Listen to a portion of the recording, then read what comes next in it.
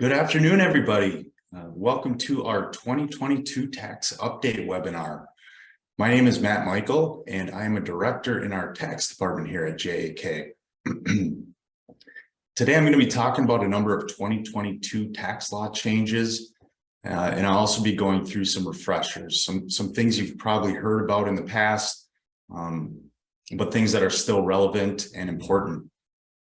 We'll also talk about a number of things to keep an eye on here for 2023. If you have questions as we go through the webinar, please send them in the chat. If you could send them to the JAK & Co. chat, that would be great. I will get through as many questions as I can at the end. Anything I can't get to, I will make sure to follow up with. I'll follow up with you on. We are recording this webinar, so by the end of the week, we will send out a recording. We'll send it to the email, and then we'll also post it to our website, and we'll be sending the slides along as well. With all that being said, let's jump in. I got a lot I want to try to get through today. So you can see here, I got a list of a number of things we'll be talking about. We're going to be talking about tax rules as they relate to businesses and as they relate to individuals. There'll be a little bit of overlap here.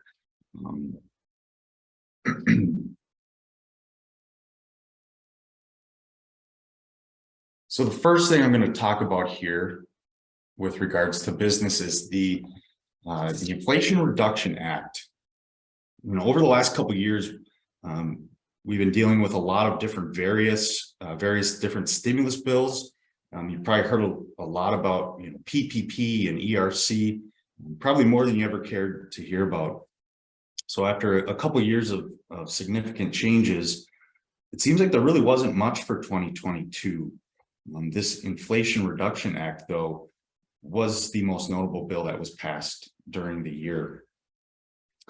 So this passed in August, and the purpose was to respond to rapid inflation.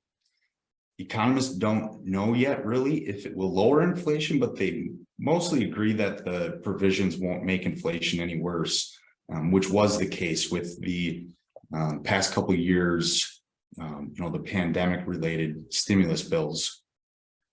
This bill was mainly funded, or will mainly be funded, by the implementation of 15% corporate minimum tax. And we won't spend a whole lot of time on this because a lot of small businesses won't see too many impacts. It's mainly impacting the large corporations. So starting in 2023, there's going to be a 15% corporate minimum tax imposed on financial statement income for companies exceeding $1 billion in profits, according to their financial statements in the past 3 years. It's estimated that less than 200 corporations are going to be impacted by this. So for that reason, we're not going to talk about it a whole lot. The excess business loss limitation rules have been extended until 2028. So the excess business loss limitation rules say that a taxpayer is limited to the amount of pass-through losses that can be deducted in a given year. So these are those losses that come through from an S corporation or a partnership. So taxpayers that are filing a joint tax return cannot deduct more than $540,000 in 2022. Even if they had the basis to do so, and the amount would be $270,000 for all other filing statuses. And keep in mind, this is a combination of all pass-through entity income. So you need to factor in all of your businesses when you're looking at this limitation. It is evaluated at an individual level and not the business level. Any excess losses will then carry forward and be treated as if they're NOLs. So I think that it's important just to keep this in mind if you're a business owner and for whatever reason, let's say you had $1 million loss here in 2022, and that's your only business, you're not going to be able to deduct that full loss. And so that'll be important when you're doing some year-end planning to know what those limitations are. Also, with regards to the Inflation Reduction Act, there were some green energy provisions that were enacted in order to incentivize business investments in green energy. And then the last one I got here listed, this scared a lot of people. The act adds nearly $80 billion in funding for the IRS. It's expected to be used on things such as taxpayer services, enforcement, so more auditing, operations support, and business systems modernization. So basically getting the IRS with the times. They're using archaic software at this point. And so, as I mentioned, this kind of scared people. They figured, you know, all this money going to the IRS, there's going to be way more audits going on.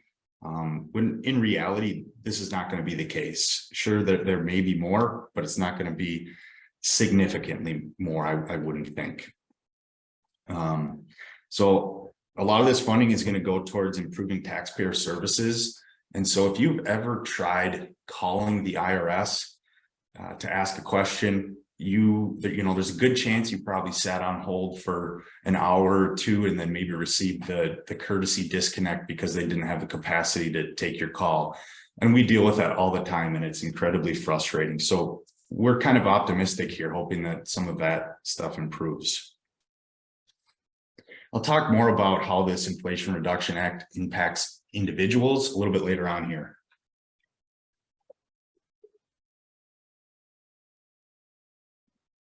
And the next thing I'll talk about here is pass-through entity taxes.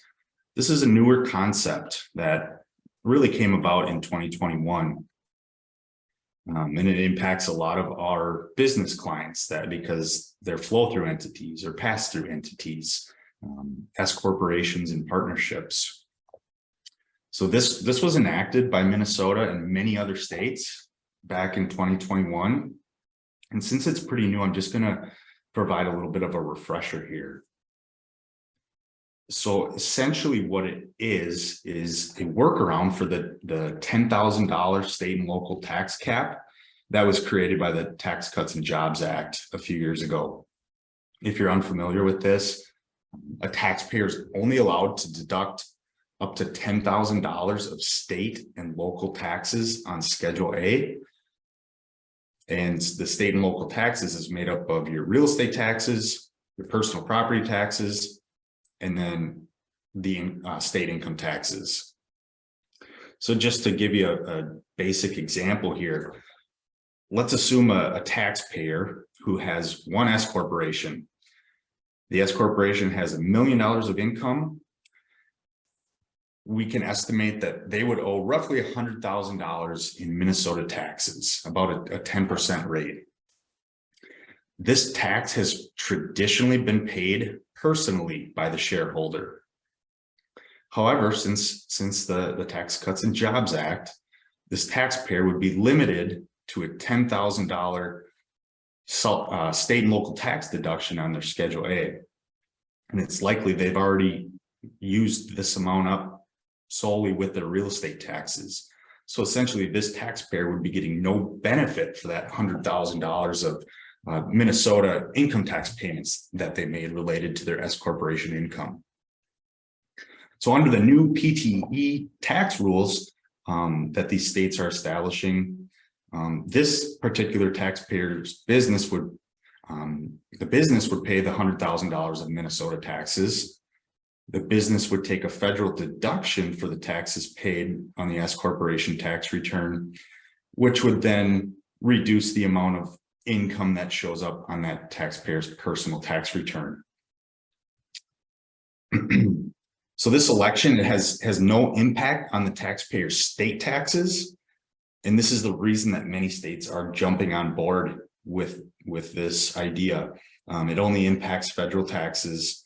And so I'm going to show shortly here, I'm going to show you a basic illustration of how this works. So who is eligible to make a PTE election? And keep in mind here, I'm talking Minnesota rules. Every state has slightly different rules. So I'm going to talk mainly about Minnesota. So S corporations, partnerships, and LLCs that are taxed as S corporations or partnerships are eligible, unless they're owned by a corporation or partnership. The pass-through entity must also be owned by qualifying owners. And I'm not going to read through all these. You can see them on the slide here. And like I said before, I'll be sending out the slides. But in general, it's a qualifying owner is an individual, an estate, and some types of trusts. One important thing to note is that single member LLCs are not eligible to make a PTE election. So these are those small business owners that are filing a Schedule C within their personal tax return. They would not be eligible for this. The way this election is made, you simply file Minnesota Schedule PTE with a timely filed tax return, which includes extensions. The election needs to be made by one or more owners whose collective ownership is more than 50%. It's an all or nothing election. So for example, you have one shareholder who owns 51% of the company and 9 shareholders who own the other 49%. If that 51% owner wants to opt in and make this election, everybody is automatically in for the election. And then if the election is made, the business will then pay the tax at Minnesota's top rate of 9.85%. So in summary here, real quick, just to summarize what I just talked about, the business takes a deduction for the state tax payments on their federal return, which then reduces the income that flows to the owner's 1040s. And then the owners are allocated their share of the payment as a credit, which ends up on their Minnesota personal tax return. So here's just a quick illustration. So if we assume we have an S corporation here, $100,000 of taxable income, this entity elects to make the Minnesota pass-through entity tax election. They're paying in the tax at 9.85%. So that's how we get to this $9,850. Then when that taxpayer gets their K1 from the S corporation, you can see here their ordinary income is reduced by that PTE tax payment amount. Come down a little bit here, we see its impact on the taxpayer's AGI. And then if we assume a federal tax rate of 24%, in this scenario, you can see it's saving this taxpayer a couple $1,000s, and it's only on $100,000 of income. So you can see where this can have a larger impact, as income continues to rise. And then this slide here, this is just pointing out that there are a significant number of states who have adopted PTE tax rules, everything in blue here. And ones that haven't, there's a few that have some proposals out there. And I think it's just important to know that if you own a business and you're filing in other states than just Minnesota, it's really important to talk with us or talk with your CPA just to plan around it a little bit, because as I mentioned, all these states have slightly different PTE tax rules, rules on who can make the election, when elections need to be made, when payments need to be made. So the rules are complex. So get us or get your CPA involved.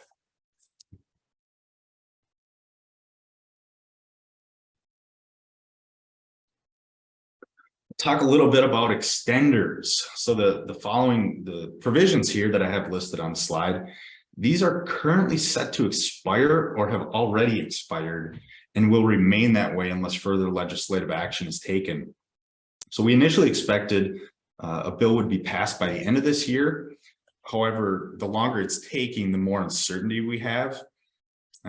Although today the House said that they're going to vote to extend the budget for one more week. So this will delay any decision on the extenders until at least December 23rd. So it's not out of the question. We just don't know for sure when it might happen. So to talk about a few of these items here, that are going to be expiring. 100% deduction for business meals. So prior to 2021, business meals had always been 50% deductible for tax purposes. In the last couple of years, we've been able to deduct 100% of meals.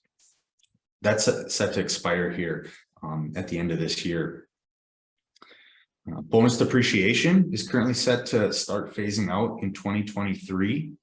It'll be reduced from 100% to 80%, and then another 20% reduction each subsequent year. It's possible this could be extended to allow 100% bonus depreciation through the end of 2025.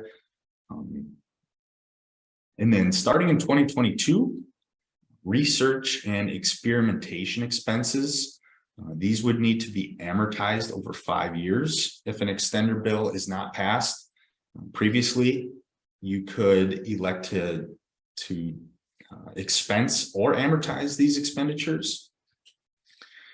And then kind of a segue here, as I'm just about to jump into individual tax related items. These last handful of things will impact individuals. So the enhanced child tax credit, last year, taxpayers could get a credit for up to $3,000 per kid, or up to $3,600 per kid if the kids were under the age of 6.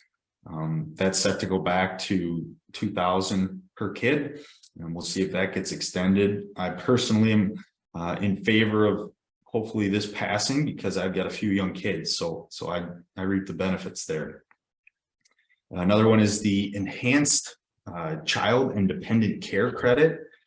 This would allow higher income earners to qualify for the dependent care credit, and the credit would also be larger than it was prior to 2021.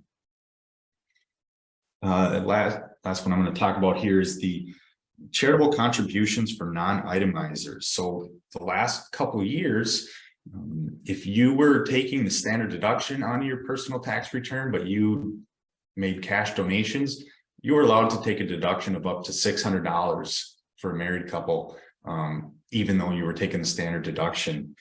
If this extender bill doesn't pass, that'll go away.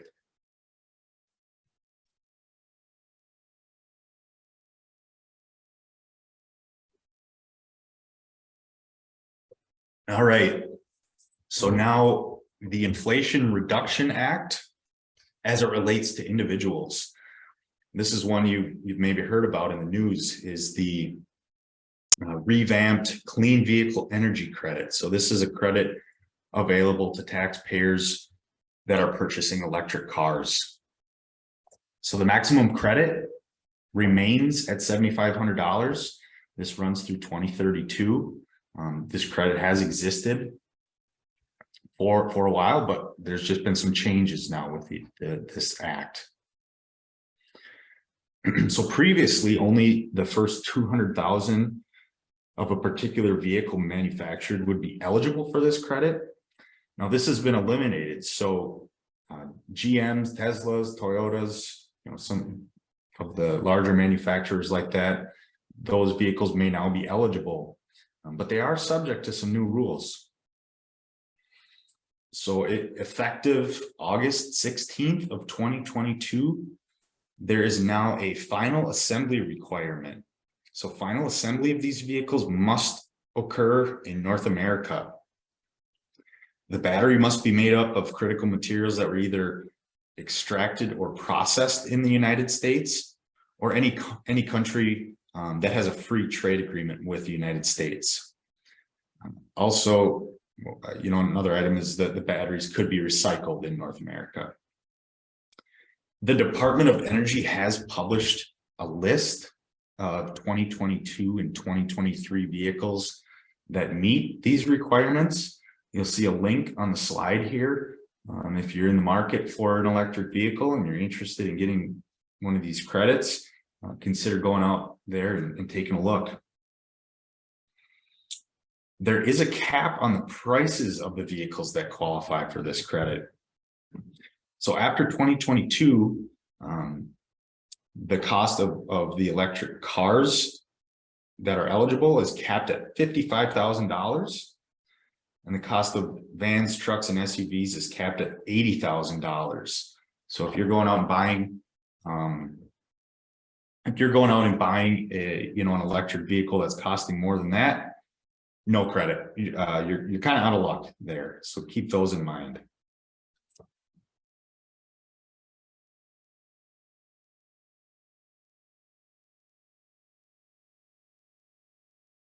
So after 2022, there is now a buyer's AGI must be below 150,000 for a single filer or 300,000 for a joint filer. So if your AGI is greater than those amounts, you're out of luck.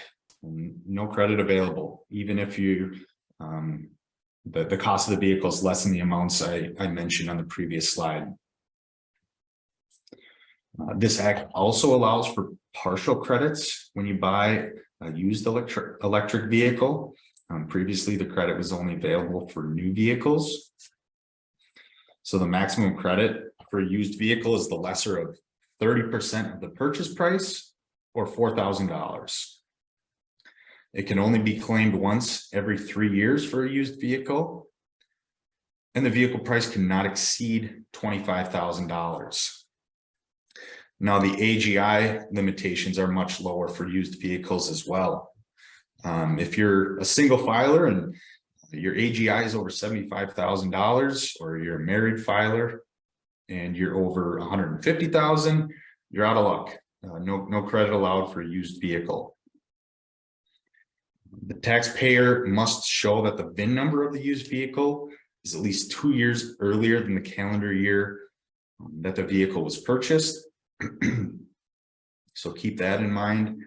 As you can see here, there's a lot of different requirements here for claiming these new electric vehicle credits.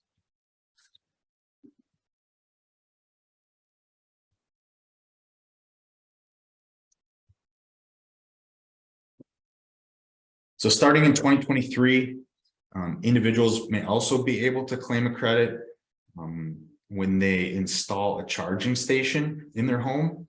And so the credit would be the lesser of 30% of the cost of the station, or $1,000. And keep in mind that any electric vehicles purchased prior to August 16th of 2022 are subject to the old credit rules. Now, it can get a little tricky if you ordered a vehicle prior to that date but didn't receive it until after. It can get a little tricky. So I would say, reach out. We can talk through that scenario if there's anyone that's the case.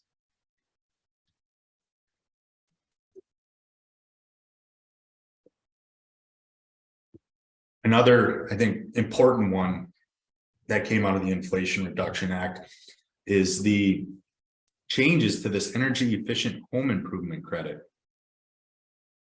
This is a credit that it used to be, there was a lifetime limit to the amount you could get of this credit. It was $500. Well, they've revamped it now where you're allowed to take an annual credit. So starting in 2023, up to 30% of the cost of installing Energy Star rated doors and windows and upgrading insulation qualify for tax credit with a total annual cap of $1,200. There is a cap of $600 per item. But if you have a couple items, you can get up to $1,200 a year, which is significantly better than the $500 lifetime credit that was previously allowed. The credit may be claimed for home energy audits, a credit of up to $150. It no longer applies to energy efficient roofs. And this one stood out to me. It may be claimed on any taxpayer home. So if you've got a cabin up north and you're doing some of these improvements, it is eligible for these energy efficient home improvement credits. Previously, it was only for your principal residence. So a planning idea or something to keep in mind would be, spacing out these improvements. Do them over a couple of years. Try to max out that $1,200 credit maybe every couple of years rather than doing all your improvements in 1 year and then you're capped at $1,200.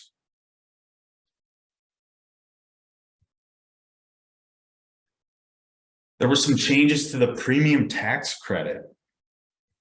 So for those people who purchase health coverage from the government marketplace, they may qualify for a premium tax credit. And this credit's been around for a while, but a lot of people that we deal with don't actually qualify. Reason being, in the past, the credit could only be claimed by those whose household income was less than 400% of the federal poverty line. That federal poverty line was about 17,000 last year. And so, relatively low income families could get this credit, but others could not.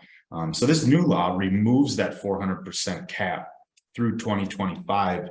So this will allow higher income households to potentially be eligible for this credit. I will say it is important to make sure you're providing your tax preparer form 1095A that you get from the provider.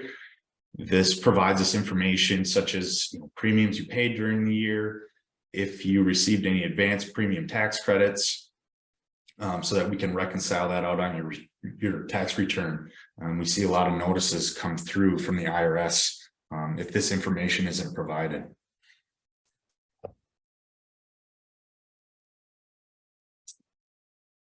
Student loan forgiveness.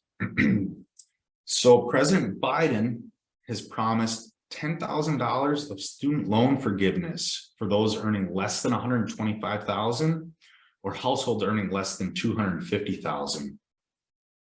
And these amounts this is based on either 2020 or 2021 adjusted gross income. So at this point still, we don't know if this is going to happen at all. Things are being held up right now in the courts. There are a couple of court cases arguing that this program is unconstitutional. And the Supreme Court is keeping the program blocked for now. I read that they expect to provide a final answer by early summer of 2023. So we'll be staying tuned there. Nobody's loan will be forgiven until 2023. So it will have no impact on 2022 taxes since loans are still in deferment. If in 2023 this all goes through, student loans are forgiven, there will be no federal tax for people who have received loan forgiveness. However, if you're a Minnesota resident, unless Minnesota passes legislation to change this, that loan forgiveness will be taxable income on your Minnesota tax return.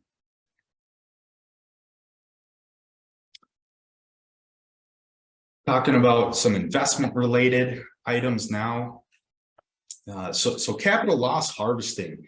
And this is a common practice that taxpayers use to recognize losses in order to offset capital gains. I don't really anticipate there's a ton of this going on for 2022 due to the way the market has performed. But if this is something you're doing on your own, I advise you to be careful for wash sales. So the loss on the sale of a stock will be disallowed if you repurchase the same stock within 30 days, or if you purchase the stock in the 30 days prior to the sale. This is what's considered a wash sale. And so wash sale losses, they're temporarily disallowed. The loss, what happens is it gets added to the replacement stock's basis. However, this may defeat the purpose of selling the stock if you were trying to recognize the loss in the current year to offset some capital gains.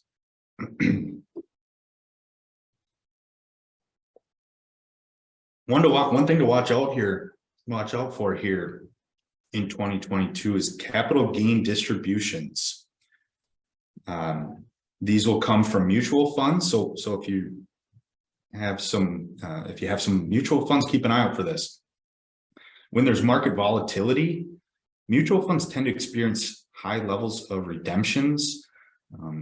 So to create cash for the redemptions, The funds need to sell positions, and these sales can create capital gains even in a down market if the positions that were being sold had a low basis.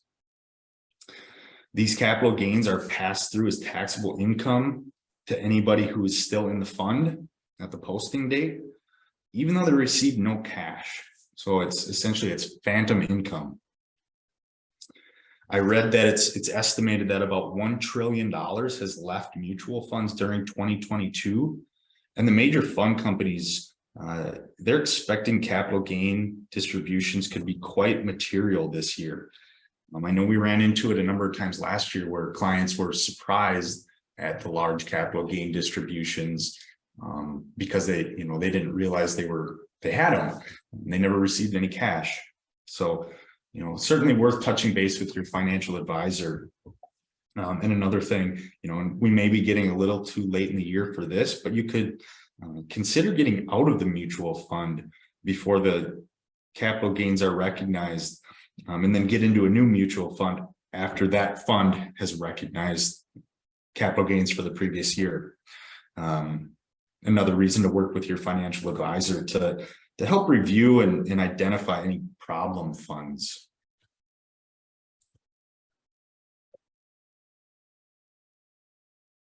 Now we'll talk about some charitable contribution strategies. So one that's been around forever is the idea of bunching donations. So this is where, say every 2 or 3 years, you pick a year and you make substantial donations. So you're making sure you're getting the benefit for those donations on Schedule A when you're itemizing deductions. I think this is most important for married couples due to the large spread between the $10,000 state and local tax cap and the standard deduction, especially if you don't have a mortgage on your house and you don't have any mortgage interest. Another thought to consider is donating highly appreciated stock. So you can get a deduction for the fair market value of the stock that you've donated, and you don't have to pick up the capital gain as taxable income. So essentially it's a double benefit here. Just make sure that stock goes directly to the charity. You don't want to liquidate it first and then donate it. You kind of lose out on a little bit of the benefit there. Donor advised funds, I've seen these becoming more popular over the last few years. What this is if you talk with your financial advisor, you can establish a donor advised fund. And let's say this year you want to donate $50,000. You put it into that fund, you take a deduction on Schedule A of your personal tax return this year, and then that money sits in that fund and you can disperse it out to charities however you would like over, say the next 3 or 5 years. Similar idea to bunching donations. One I'm a big fan of here is taking qualified charitable distributions if you're eligible. So this is where you donate to a charity directly from your IRA. So in order to be eligible to do this, you need to be at least 70 and a half years old. You can do up to $100,000 per year directly from your IRA to a charity. Keep in mind, you cannot do a qualified charitable distribution directly to a donor advised fund. You need to make sure it's going directly to the actual charity. And there's various instances where this strategy works pretty good. So one example that I see all the time is you have a taxpayer who's making cash donations annually. So say $5,000 of cash donations a year, but they're taking the standard deduction. Well, in that case, they're not getting any benefit, any tax benefit. I shouldn't say no benefit, but no tax benefit for those donations. By doing a qualified charitable distribution, you're directly reducing your adjusted gross income because you're not having to pay tax on those distributions. So you're getting a tax benefit where you weren't receiving one before. So keep that in mind.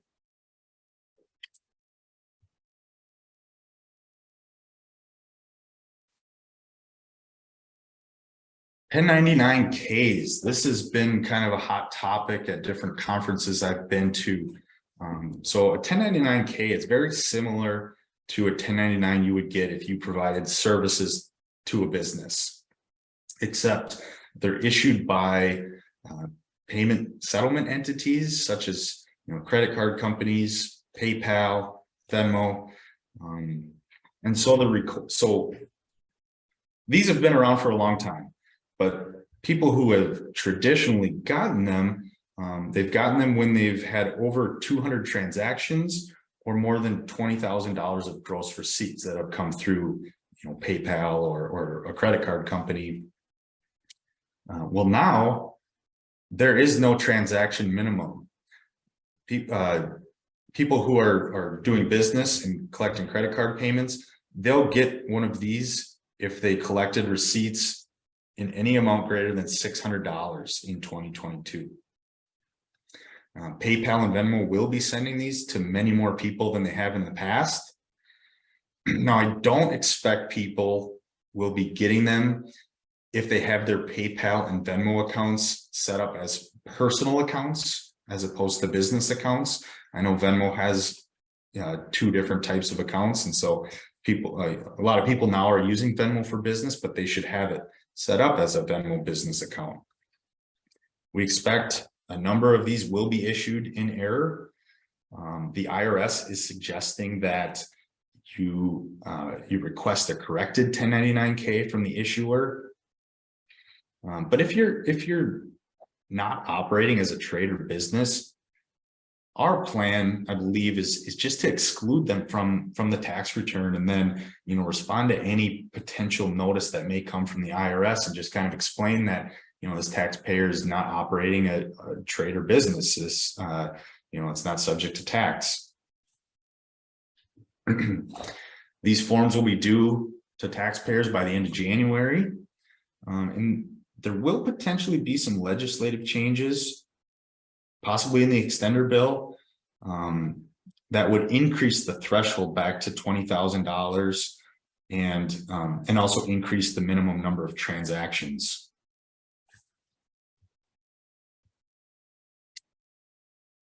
Gifting. So for 2022, the amount someone can gift without having to file a gift tax return is $16,000 per person.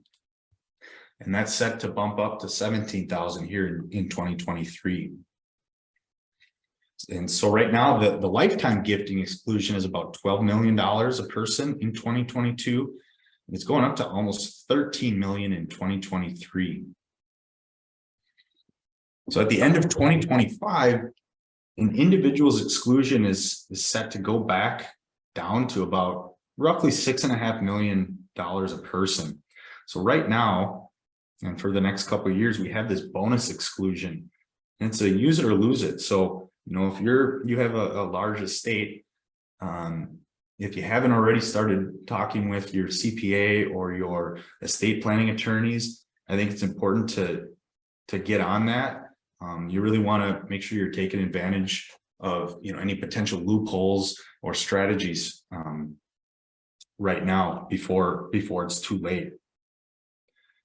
Also, just to point out, Minnesota's estate tax exemption is currently at $3 million, quite a bit lower than the federal exemption. And there's no legislation that's expected to change this in 2023.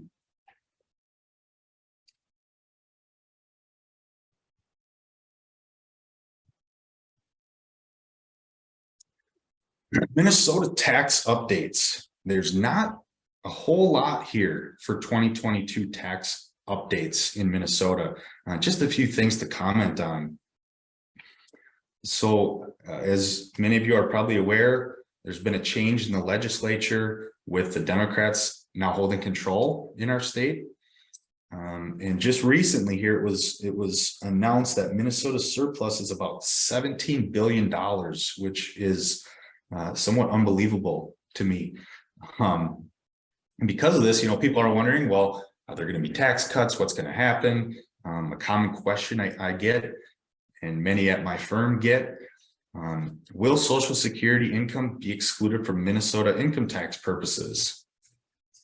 Well, it sounds like Governor Walz is open to making some tweaks to the state tax on Social Security. But it's very unlikely that there would be any changes for wealthy taxpayers.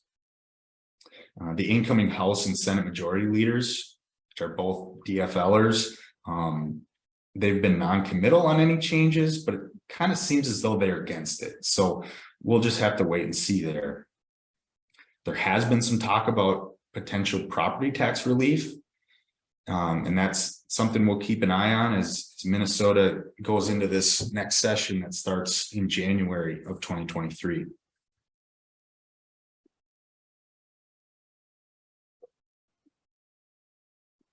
So this next slide here, these are, things that if you've attended past webinars, you've probably seen all of these things. Things to keep in mind for the end of this year and then going forward into next year. Consider deferring income if possible into 2023. Maybe you're expecting a bonus here close to year end, and maybe it makes sense to see if you can actually wait to collect on that until 2023. The 2023 tax brackets have been adjusted for inflation, which, as you're likely aware, was pretty significant in 2022. This would allow you to have higher income in 2023 and likely still be in a similar tax bracket.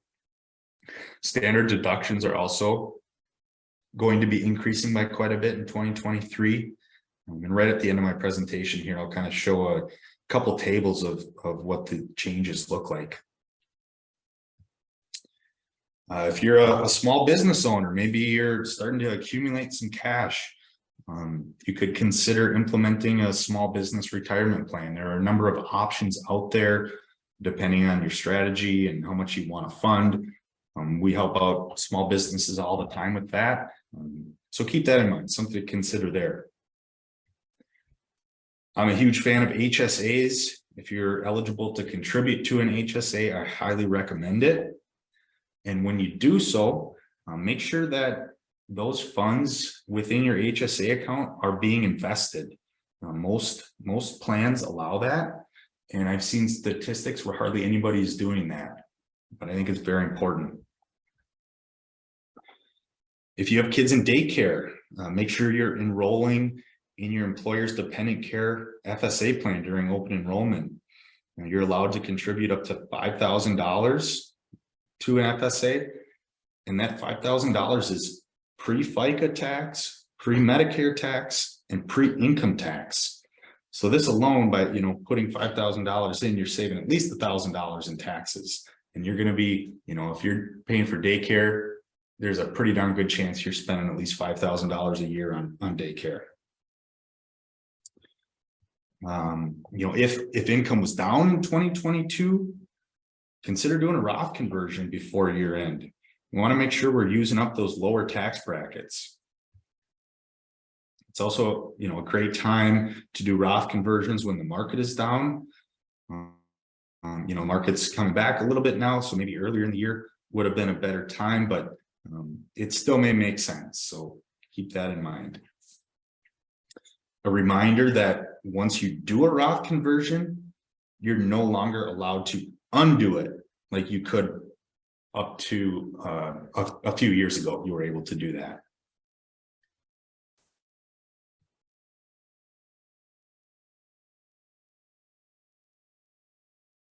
As we continue looking forward to 2023, following recent elections, the Democrats now control the House, the Senate, and the presidency.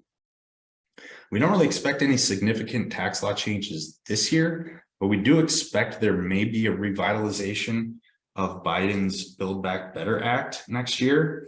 And as a quick refresher, some of the previous proposals in this act, some of the significant ones were increasing the corporate tax rates, increasing the top individual tax rate to 39.6%, and also increasing rates on long-term capital gains and qualified dividends. So we'll definitely be keeping this on our radar in 2023. The Secure Act 2.0 This was a bill that was introduced in 2021 and passed the House earlier in 2022. It does have bipartisan support, so we expect something is going to happen in 2023. We just don't know exactly what it's going to include. I'm going to talk about some proposed provisions, and some of them may happen, some may not. So the first one here, automatic enrollment in 401k plans once an employee is eligible. So this, once an employee becomes eligible, they don't need to do anything to get into the plan. They would be automatically enrolled. And then there would be an automatic minimum contribution of 3%. And then there'd be an automatic escalation of 1% per year until that employee's contribution rate gets to 10%. And of course, the employee can opt out of this if they don't want that. There's proposed to be some enhanced credits for small businesses that are looking to enact a retirement plan for their business.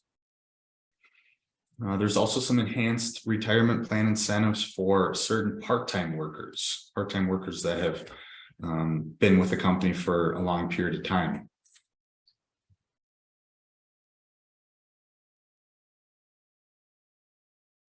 Couple more here with regards to the Secure Act. There would be an option to treat employer matching contributions as Roth contributions. As of right now, these contributions can only be made pre-tax. And then anybody over the age of 50 is allowed to make catch-up contributions to their 401k. At this point, those can only be made on a pre-tax basis. There's a provision that would potentially allow these catch-up contributions to be made on a Roth basis. And then as you can see here on the slide, they're proposing an increase to the age for required minimum distributions. So you can see by the beginning of 2033, they're proposing that the RMD age is bumped up to 75.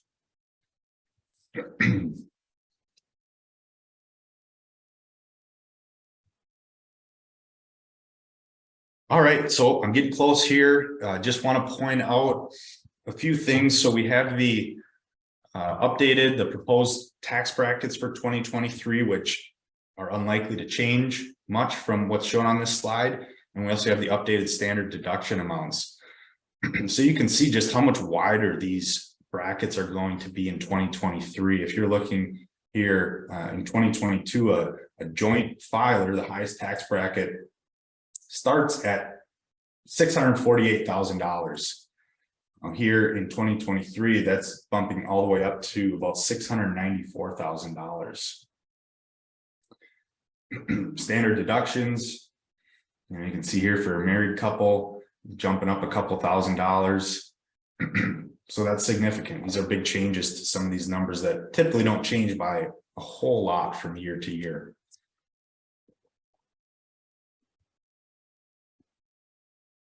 This table just shows the contribution limit increases from 2022 to 2023 for retirement plans. So this top one here, this number has been going up the last few years by $500 a year, maybe $1,000 a year. We're allowed to put $20,500 into the 401k in 2022. That's going up a couple $1,000 to $22,500. So, if you're an employee, consider, bumping it up, try to get to that max, get the most tax benefits you can there. And then another thing to point out, so those catch-up contributions I was talking about, if you're over the age of 50, if you combine these two amounts, you're allowed to sock away up to $30,000 into the 401k for 2023. We have a lot of clients that are small businesses that use the SEP IRA. You can see that is jumping way up to $66,000 you can put away for retirement in a SEP IRA. I remember just a few years ago, it seemed like it was in the low $50,000 range.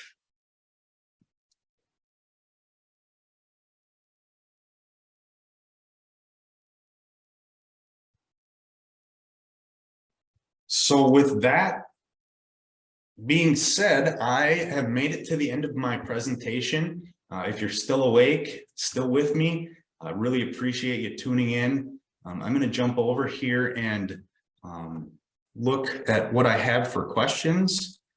I will get to as many of these as I can. Anything I can't get to, I will follow up with you. I want to make sure I get people's questions answered.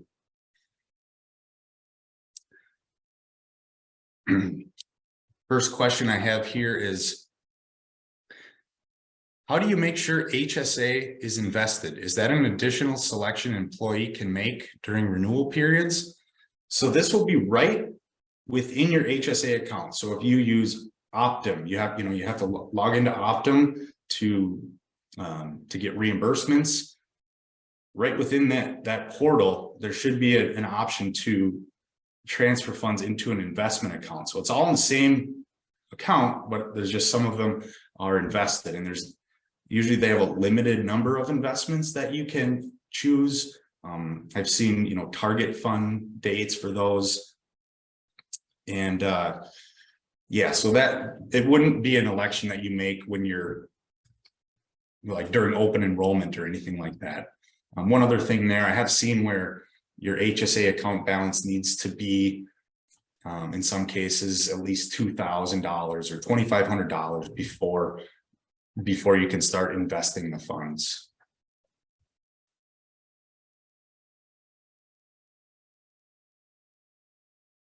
Any tax breaks for a hybrid car is the next question I've got here. I don't believe so. But I'm not 100% sure. Amy, I will look into that and get back to you with a comment on that, because I'm not 100% sure.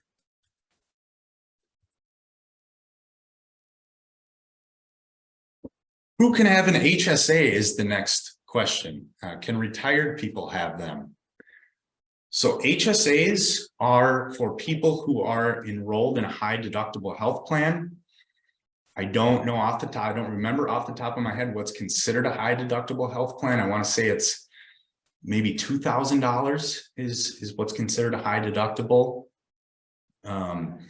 If you're retired and you're on Medicare, you are not allowed to contribute to an HSA. I do know that. The next question here, let's see. What did the total contribution 401k mean? I will go back to that slide here.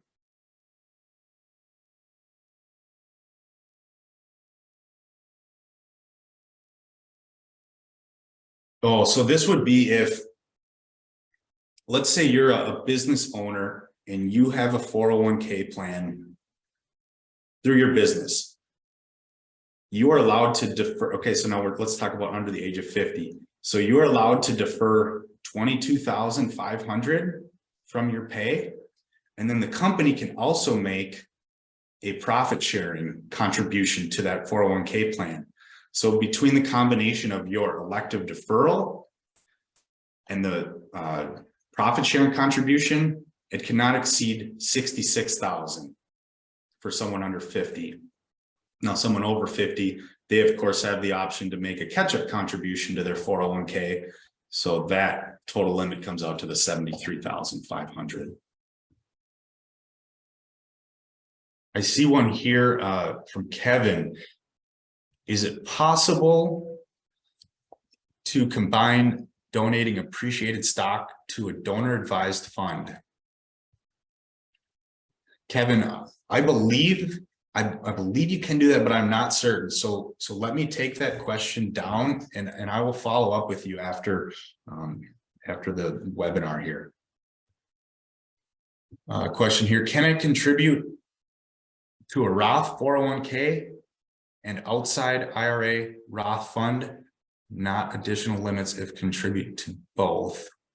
I think I know what you're asking here, Randy.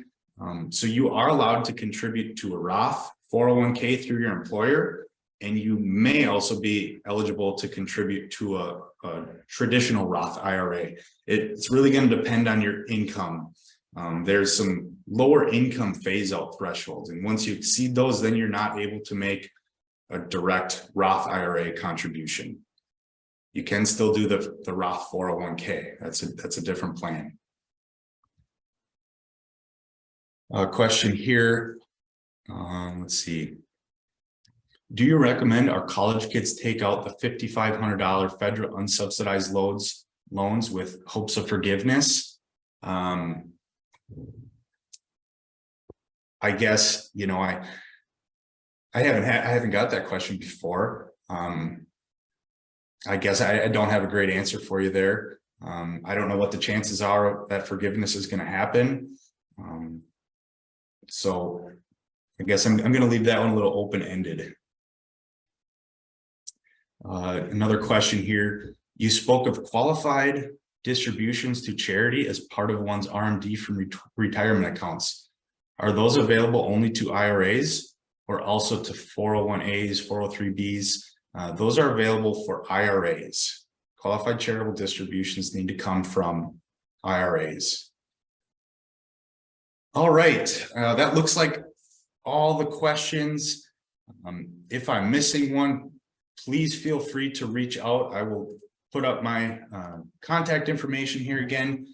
Thank you all so much for attending. I hope you got a couple of takeaways from today, and I hope you have a great rest of your week.